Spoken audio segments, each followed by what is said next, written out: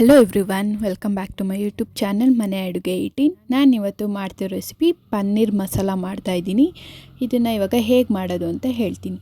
First tomato ಹೆಚ್ಕೊಂಡಿರೋದು ಹಾಕ್ಕೊಳ್ತಾ ಇದ್ದೀನಿ. Next ಈರುಳ್ಳಿ ಒಂದು ಸಾಕು, ಟೊಮೊಟೊ 2 ಹಾಕ್ಕೊಂಡಿದ್ದೀನಿ. ಇವಾಗ ಗೋಡಂಬಿನ ನಾನು ಹಾಕ್ಕೊಳ್ತಾ ಇದ್ದೀನಿ. ಇದು 5ರಿಂದ 10 ನಿಮಿಷ ನೆನೆಸ್ಕೊಂಡ್ರೆ ಸಾಕು. ನೆನೆಸಿರೋ ಗೋಡಂಬಿ ಹಾಕ್ಕೊಳ್ತಿದ್ದೀನಿ. ನೆಕ್ಸ್ಟು ಅರ್ಧ ಸ್ಪೂನ್ ಧನಿಯಾ ಪುಡಿ ಹಾಕ್ಕೊಂಡಿದ್ದೀನಿ. ಇವಾಗ ಖಾರ ಪುಡಿ ಹಾಕ್ಕೊಳ್ತಾ ಇದ್ದೀನಿ. ನಿಮಗೆ ಎಷ್ಟು ಸ್ಪೈಸಿ ಬೇಕು ಅಷ್ಟು ಖಾರ ಪುಡಿ ಹಾಕ್ಕೊಳ್ಬೋದು. ನೆಕ್ಸ್ಟು ಕೊತ್ತಂಬರಿ ಸೊಪ್ಪು ಹಾಕ್ಕೊಂಡಿದ್ದೀನಿ. ನೆಕ್ಸ್ಟು ಶುಂಠಿ ಬೆಳ್ಳುಳ್ಳಿ ಪೇಸ್ಟು 2 ಅರ್ಧ ಸ್ಪೂನ್ ಹಾಕ್ಕೊಂಡ್ರೆ ಸಾಕು, ಜಾಸ್ತಿ ಏನು ಬೇಡ. ಇವಾಗ ಜೀರಿಗೆ ಪುಡಿ ಮಾಡಿರೋದು ಹಾಕ್ಕೊಳ್ತಿದ್ದೀನಿ. ನೀವು ಬೇಕಾದರೆ ಜೀರಿಗೆ ಕೂಡ ಹಾಗೆ ಡೈರೆಕ್ಟಾಗಿ ಹಾಕ್ಕೊಳ್ಬೋದು. ಗುಂಟೂರು ಮೆಣಸಿನ್ಕಾಯ್ದು ಪೌಡ್ರ್ ಹಾಕ್ಕೊಳ್ತಾ ಇದ್ದೀನಿ, ಖಾರ ಪುಡಿ, ಯಾಕಂದರೆ ಸ್ವಲ್ಪ ಕಲರ್ ಇರಲಿ ಅಂತ. ನೆಕ್ಸ್ಟು ಉಪ್ಪು ರುಚಿಗೆ ತಕ್ಕಷ್ಟು. ಇದನ್ನು ಇಷ್ಟನ್ನು ಫುಲ್ಲು ಗ್ರೈಂಡ್ ಮಾಡ್ಕೊಳ್ಬೇಕು. ನೀರು ಹಾಕ್ಕೊಂಡು ಗ್ರೈಂಡ್ ಮಾಡ್ಕೋಬೇಕು. ಜಾಸ್ತಿ ನೀರು ಹಾಕ್ಕೊಂಡು ಬೇಡ, ಫುಲ್ ಪೇಸ್ಟ್ ಥರ ಆಗಿಬಿಡುತ್ತೆ. ಹಾಗಾಗಿ ಲೈಟಾಗಿ ಸ್ವಲ್ಪ ನೀರು ಹಾಕ್ಕೊಂಡು ಇಷ್ಟು ದಪ್ಪಕ್ಕೆ ಗ್ರೈಂಡ್ ಮಾಡಿಕೊಂಡ್ರೆ ಸಾಕು. ನೀಟಾಗಿ ಗ್ರೈಂಡ್ ಮಾಡ್ಕೊಳ್ಬೇಕು, ಎಲ್ಲದೂ ಸ್ಮೂತ್ ಆಗೋ ಥರ ಗ್ರೈಂಡ್ ಮಾಡ್ಕೊಂಡು ಇಟ್ಕೊಂಡಾದ್ಮೇಲೆ ನೆಕ್ಸ್ಟು ನಾನೊಂದು ಪ್ಯಾನಿಗೆ ಎಣ್ಣೆ ಹಾಕ್ಕೊಳ್ತಾ ಇದ್ದೀನಿ. ನಿಮಗೆ ಎಷ್ಟು ಸ್ಪೂನ್ ಎಣ್ಣೆ ಬೇಕು ಅಷ್ಟು ಹಾಕ್ಕೊಳ್ಬೋದು. ಬೇಕಾದರೆ ಬಟರ್ ಕೂಡ ಯೂಸ್ ಮಾಡ್ಕೊಳ್ಬೋದು, ಇಲ್ಲಾಂದರೆ ತುಪ್ಪನೂ ಹಾಕ್ಕೊಳ್ಬೋದು. ನಾನಿವಾಗ ಎಣ್ಣೆ ಮತ್ತು ತುಪ್ಪ 2 ಹಾಕ್ಕೊಳ್ತಾ ಇದ್ದೀನಿ. ನಾನು 1 ಸ್ಪೂನ್ ಅಷ್ಟೇ ತುಪ್ಪ ಹಾಕ್ಕೊಂಡಿದ್ದೀನಿ. ಇದನ್ನು ಇವಾಗ ವೆಯ್ಟ್ ಮಾಡಬೇಕು, ಯಾಕಂದರೆ ತುಪ್ಪ ಫುಲ್ ಕರಗಬೇಕಲ್ಲ, ಹಾಗಾಗಿ ಪ್ಯಾನಲ್ಲೇ ಕರಗೋ ತನಕ ವೆಯ್ಟ್ ಮಾಡಬೇಕು. ನೆಕ್ಸ್ಟು ನಾನು ಪನ್ನೀರನ್ನ ಕ್ಯೂಬ್ಸ್ ಆಗಿ ಕಟ್ ಮಾಡ್ಕೊಂಡಿದ್ದೀನಿ. ನಿಮಗೆ ಯಾವ ಥರ ಸೈಜ್ ಬೇಕು ಆ ಥರ ಕಟ್ ಮಾಡಿಕೊಂಡ್ರೆ ಸಾಕು. ನಾನಿವಾಗ ಕ್ಯೂಬ್ಸ್ ಆಗಿ ಕಟ್ ಮಾಡ್ಕೊಂಡಿರೋದನ್ನ ಪ್ಯಾನಲ್ಲಿ ಸ್ಪ್ರೆಡ್ ಮಾಡ್ತಾಯಿದ್ದೀನಿ. ಹೆಂಗೆ ಅಂದರೆ ಒಂದೊಂದೇ ಹಾಕ್ಕೊಳ್ತಿದ್ದೀನಿ, ಒಂದ್ರ ಮೇಲೆ ಒಂದು ಹಾಕೋದು ಬೇಡ, ಯಾಕಂದರೆ ಪ್ಯಾನ್ ದೊಡ್ಡದೇ ಇದೆಯಲ್ಲ, ಹಾಗಾಗಿ ಸೈಡಿಗೆ ಹಾಕ್ಕೊಂಡ್ರೆ ಸಾಕು. ನೆಕ್ಸ್ಟ್ ಇವಾಗ ನಿಧಾನಕ್ಕೆ ಇದನ್ನು ಫ್ರೈ ಮಾಡ್ಕೊಳ್ಬೇಕು ತುಪ್ಪ ಮತ್ತು ಎಣ್ಣೆಲಿ. ಯಾಕಂದರೆ ಜೋರಾಗಿ ನಾವೇನಾದ್ರು ಫ್ರೈ ಮಾಡಿಕೊಂಡ್ರೆ ಏನಾಗುತ್ತೆ, ಪನ್ನೀರೆಲ್ಲ ಕಟ್ಟಾಗೋಕ್ಕೆ ಸ್ಟಾರ್ಟ್ ಆಗುತ್ತೆ. ಇವಾಗ ಖಾರ ಪುಡಿ ಮತ್ತು ರುಚಿಗೆ ತಕ್ಕಷ್ಟು ಉಪ್ಪನ್ನ ಹಾಕ್ಕೊಂಡು ಪನ್ನೀರನ್ನ ಫ್ರೈ ಮಾಡ್ಕೊಳ್ಬೇಕು. ಯಾಕಂದರೆ ಪನ್ನೀರ್ ಸಪ್ಪೆ ಆಗಿಬಿಡುತ್ತೆ ಏನಾದ್ರು ನಾವು ಆವಾಗಲೇ ಗ್ರೈಂಡ್ ಮಾಡ್ಕೊಂಡಿರೋ ಮಸಾಲಾಗೆ ಹಾಕ್ಬಿಟ್ರೆ. ಹಾಗಾಗಿ ಖಾರ ಪುಡಿ ಮತ್ತು ಉಪ್ಪಲ್ಲಿ ಮುಂಚೆನೇ ಫ್ರೈ ಮಾಡಿ ಇಟ್ಕೊಳ್ಬೇಕು. ನಿಧಾನಕ್ಕೆ ಫ್ರೈ ಮಾಡ್ಕೊಳ್ಬೇಕು ಪನ್ನೀರನ್ನ. ಜಾಸ್ತಿ ಒತ್ತೋಗೋ ಥರ ಏನು ಫ್ರೈ ಮಾಡ್ಕೊಳ್ಳೋದು ಬೇಡ, ಲೋ ಫ್ಲೇಮಲ್ಲಿ ಫ್ರೈ ಮಾಡಿಕೊಂಡ್ರೆ ಸಾಕು. ನೋಡಿ ಇವಾಗ ಆಲ್ರೆಡಿ ಲೈಟಾಗಿ ಫ್ರೈ ಆಗಿದೆ. 2 ಸೈಡ್ ಕೂಡ ಫ್ರೈ ಮಾಡ್ಕೊಳ್ಬೇಕು. ಪನ್ನೀರ್ ಆಲ್ಮೋಸ್ಟ್ ಇದರಲ್ಲೇ ಬೆಂದಿರುತ್ತೆ. ನೆಕ್ಸ್ಟ್ ಇವಾಗ ಏನೇನು ಬೇಕು ಅಂತ ತೋರಿಸಿದ್ದೀನಲ್ವ, ಇಷ್ಟು ರೆಡಿ ಮಾಡಿ ಇಟ್ಕೊಳ್ಬೇಕು.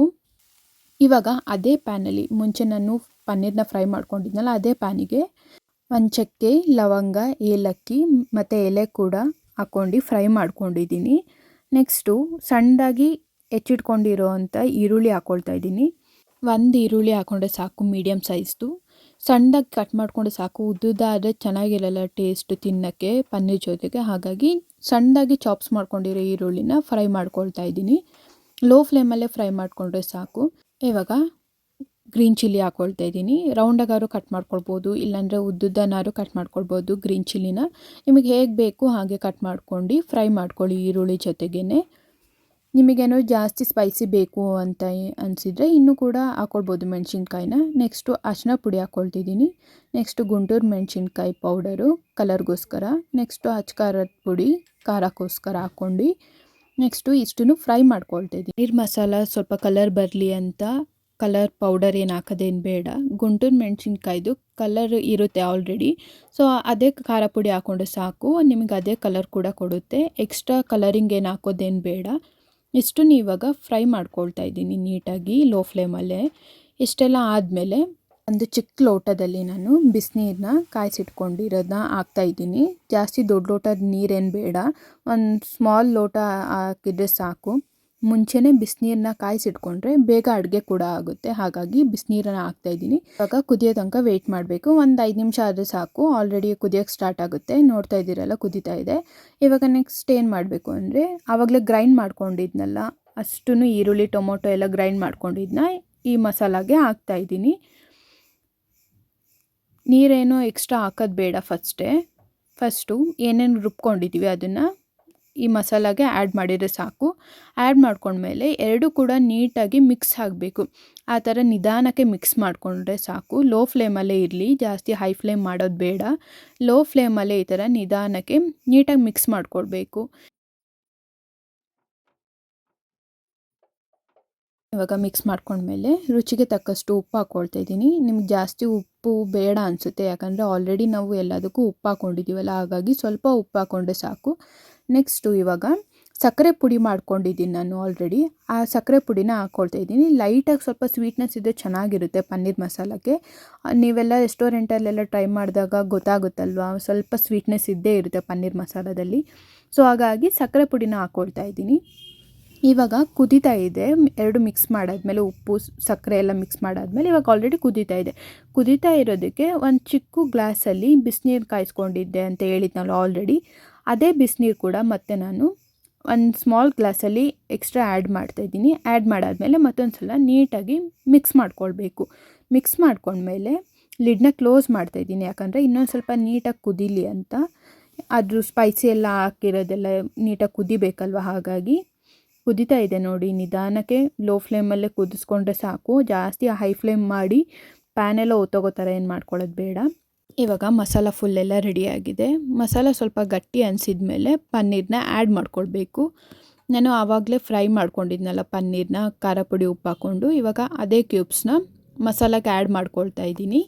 ನಿಮ್ಗೇನಾದ್ರು ಜಾಸ್ತಿ ಪನ್ನೀರ್ ಬೇಕು ಅಂದರೆ ಎಕ್ಸ್ಟ್ರಾ ಕೂಡ ಫ್ರೈ ಮಾಡ್ಕೊಂಡು ಹಾಕ್ಕೊಳ್ಬೋದು. ಒಂದೊಂದೇ ಕ್ಯೂಬ್ಸ್ನ ನಿಧಾನಕ್ಕೆ ಹಾಕ್ಕೊಂಡ್ರೆ ಸಾಕು, ಇಲ್ಲಾಂದರೆ ಮಸಾಲ ಮೈ ಮೇಲೆ ಆರಿಬಿಡುತ್ತೆ. ನೆಕ್ಸ್ಟ್ ನಾನು ಇದಕ್ಕೆ ಕ್ರೀಮ್ನ ಆ್ಯಡ್ ಮಾಡ್ತಾಯಿದ್ದೀನಿ, ಅಮೂಲ್ ಕ್ರೀಮ್ನ. ನೀವು ಬೇಕಾದರೆ ಗೋಡಂಬಿನ ಗ್ರೈಂಡ್ ಮಾಡಿ ಕೂಡ ಹಾಕ್ಕೊಳ್ಬೋದು. ನಾನು ಅಮೂಲ್ ಫ್ರೆಶ್ ಕ್ರೀಮ್ನ ಯೂಸ್ ಮಾಡ್ತಾಯಿದ್ದೀನಿ. ಏನಾದ್ರು ಫ್ರೆಶ್ ಕ್ರೀಮ್ಸ್ ಏನಾದ್ರು ಯೂಸ್ ಮಾಡೋಕ್ಕೆ ಇಷ್ಟ ಇಲ್ಲ ಅಂದರೆ ಮನೆಯಲ್ಲೇ ಗೋಡಂಬಿ ಪೇಸ್ಟ್ನ ಮಾಡ್ಕೊಳ್ಬೋದು. ಗೋಡಂಬಿನ ಒಂದು ಸ್ವಲ್ಪ ಹೊತ್ತು ನೆನೆಸಿ ನೆಕ್ಸ್ಟ್ ಅದನ್ನು ರುಬ್ಕೊಂಡ್ರೆ ಪೇಸ್ಟ್ ಆಗುತ್ತೆ. ಸೊ ಅದನ್ನೇ ಕ್ರೀಮಾಗಿ ಯೂಸ್ ಮಾಡ್ಕೊಳ್ಬೋದು. ಅದು ಕ್ರೀಮ್ನ ಹಾಕ್ಕೊಂಡ್ಮೇಲೆ ನೀಟಾಗಿ ನಿಧಾನಕ್ಕೆ ಮಿಕ್ಸ್ ಮಾಡ್ಕೊಳ್ಬೇಕು. ಮಿಕ್ಸ್ ಮಾಡ್ಕೊಂಡ್ಮೇಲೆ ಮತ್ತೆ ನಾನು ಇವಾಗ ಅದನ್ನು ಕುದಿಯೋಕೆ ಬಿಡ್ತಾಯಿದ್ದೀನಿ. ನೋಡಿ, ಈ ಥರ ಕುದ್ದಾದಮೇಲೆ ಕಸೂರಿ ಮೇಥಿನ ಹಾಕ್ಕೊಳ್ತಾ ಇದ್ದೀನಿ. ನೀವು ಬೇಕಂದರೆ ಸ್ಕಿಪ್ ಮಾಡ್ಬೋದು, ಏನಾದ್ರು ಕಸೂರಿ ಮೇಥಿ ಇಲ್ಲ ಅಂದರೆ. ನಾನು ಕಸೂರಿ ಮೇಥಿ ಇದೆ, ಹಾಗಾಗಿ ನಾನು ಸ್ವಲ್ಪ ಹಾಕ್ಕೊಳ್ತಿದ್ದೀನಿ, ಜಾಸ್ತಿ ಏನು ಬೇಡ. ಅಷ್ಟನ್ನು ಮಿಕ್ಸ್ ಮಾಡ್ಕೊಳ್ಬೇಕು. ಮಿಕ್ಸ್ ಮಾಡ್ಕೊಂಡ್ಮೇಲೆ ಎಗೇನ್ ನಾನು ಮತ್ತೆ ಲಿಡ್ನ ಕ್ಲೋಸ್ ಮಾಡಿ ಕುದಿಯೋ ತನಕ ಬಿಡ್ತಿದ್ದೀನಿ. ಜಾಸ್ತಿ ಕುದೀತಾ ಇದೆ ಇವಾಗ ನೋಡಿ. ಕುದ್ಮೇಲೆ ನಾನು ಇವಾಗ ಕಟ್ ಮಾಡಿರೋಂಥ ಕೊತ್ತಂಬರಿ ಸೊಪ್ಪು ಹಾಕ್ಕೊಳ್ತಾ ಇದ್ದೀನಿ ಗಾರ್ನಿಷ್ಗೋಸ್ಕರ. ನೀವು ಕೊತ್ತಂಬರಿ ಸೊಪ್ಪು ಯೂಸ್ ಮಾಡ್ಕೊಳ್ಬೋದು, ಟೇಸ್ಟ್ ಚೆನ್ನಾಗಿರುತ್ತೆ ಇನ್ನು. ಇವಾಗ ಇಷ್ಟೆಲ್ಲ ಮುಗಿದ್ಮೇಲೆ ಲಿಡ್ನ ಕ್ಲೋಸ್ ಮಾಡಿ ಸ್ಟವ್ ಆಫ್ ಮಾಡ್ಕೊಳ್ತಾ ಇದ್ದೀನಿ. ನಾವು it's ready to serve and taste. ನನಗೆ ಟೇಸ್ಟ್ ಮಾತ್ರ ತುಂಬ ಇಷ್ಟ ಆಯಿತು. ಲೈಕ್ ರೆಸ್ಟೋರೆಂಟಲ್ಲಿ ಹೇಗೆ ಟೇಸ್ಟ್ ಸಿಗ್ತಾಯಿತ್ತು ಅದೇ ಥರ ನನಗೆ ಟೇಸ್ಟ್ ಕೂಡ ಬಂತು. ನೀವು ಮನೇಲಿ ಟ್ರೈ ಮಾಡಿ ಪನ್ನೀರ್ ಮಸಾಲಾನ. ಟೇಸ್ಟ್ ಹೇಗಿದೆ ಅಂತ ನನಗೆ ಕಮೆಂಟ್ ಮಾಡಿ, ಓಕೆನಾ? ನೀವು ಬೇಕಾದ್ರೆ ಪನ್ನೀರ್ ಮಸಾಲಾನ ರೋಟಿ, ಚಪಾತಿ, ರೈಸಿಗೆ ಜೊತೆ ಕೂಡ ತಿನ್ಬೋದು. ಟೇಸ್ಟ್ ಚೆನ್ನಾಗಿರುತ್ತೆ. ನಾನಿವಾಗ ಸರ್ವ್ ಮಾಡ್ಕೊಂಡಾಯಿತು, ಟೇಸ್ಟ್ ಮಾಡ್ತಾಯಿದ್ದೀನಿ. ಟೇಸ್ಟ್ ಅಂತೂ ನಂಗೆ ತುಂಬ ಇಷ್ಟ ಆಯಿತು. ನೀವು ಮನೇಲಿ ಟ್ರೈ ಮಾಡಿ, ಓಕೆನಾ? Thank you so much for watching. Like ಮಾಡಿ, ಶೇರ್ ಮಾಡಿ, ಕಮೆಂಟ್ ಮಾಡಿ, ಹಾಗೆ ಸಬ್ಸ್ಕ್ರೈಬ್ ಮಾಡೋದನ್ನ ಮರಿಬೇಡಿ. ಬೆಲ್ ಐಕಾನ್ನ ಕ್ಲಿಕ್ ಮಾಡಿ. Thank you.